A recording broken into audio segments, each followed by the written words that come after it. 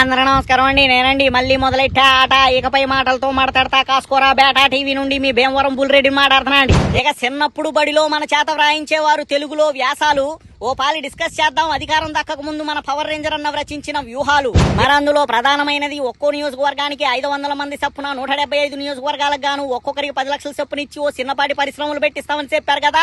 మరి మీ ప్రభుత్వం అధికారంలోకి వచ్చి ఇన్ని నెలలు గడుస్తున్న వ్యూహం యొక్క దాఖలాలే లేకపోయే. ఇక మీ లెక్క ప్రకారం ఒక్కో నియోజకవర్గానికి 500 మంది ఇంటూ 175 నియోజకవర్గాలు ఈక్వల్ టు 87,500 మంది అండి. మరి ఒక్కొక్కరికి 10 లక్షల చొప్పున కేటాయిస్తే ఈ వ్యూహం యొక్క సంవత్సరానికి అయ్యే బడ్జెట్ సంఖ్య 8,750 కోట్లండి. ఇక మీ టర్మ్ పూర్తయ్యే నాటికి వ్యూహానికి కేటాయించాల్సిన మొత్తం బడ్జెట్ సంఖ్య 8,750 ఇంటూ 5 అనగా 43,750 కోట్లండి. ఇక అలా యోగ్యులైన ఒక్కొక్కరికి 10 లక్షల చొప్పున ఇచ్చి ఒక్కొక్కరికి చిన్నపాటి పరిశ్రమ పెట్టించి ఒక్కో పరిశ్రమ కింద యావరేజ్ గా 5 ఉద్యోగాలు కల్పించినా సంవత్సరానికి మొత్తంగా కల్పించబడే ఉద్యోగాల సంఖ్య 4,37,500 అండి. అంటే ఈ 5 ఏళ్లకు గాను కల్పించబడే మొత్తం ఉద్యోగాల సంఖ్య 21,87,500 అండి. మరి ఇలాంటి అద్భుతమైన ఓ వ్యూహం అధికారం దక్కక ముందు పేపర్ మీద ఉందే గానీ అధికారం దక్కాక ప్రజల మధ్య ఆచరణలో లేకపోయే.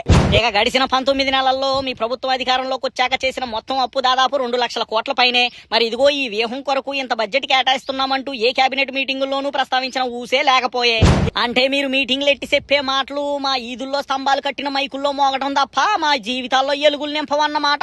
ఇక క్రమం తప్పకుండా ప్రతి మీటింగ్ లో మరో 15 ఏళ్లు మేము ఇలానే కలిసి ఉంటామని చెప్పేది తమరి పదవులు పార్టీ పగ్గాలు కాపాడుకునేందుకే కానీ ప్రజల ప్రయోజనాల కొరకు కాదు అని పలువురు రాజకీయ విశ్లేషకులు గుసగుసలాడుతున్నారని సమాచారం అండి. ఉంటాండి మరి.